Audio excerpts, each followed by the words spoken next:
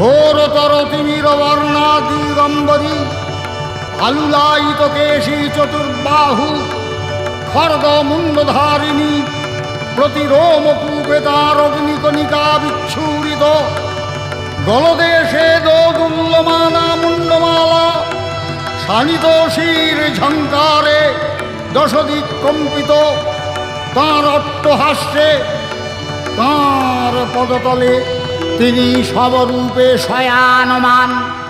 অত্যাশ্চর্য এ রূপ দর্শনে পিতৃগৃহে যজ্ঞ দর্শনে যাবার অনুমতি দানে বাধ্য হলেন স্বয়ং শূলপাণি মহাদেব।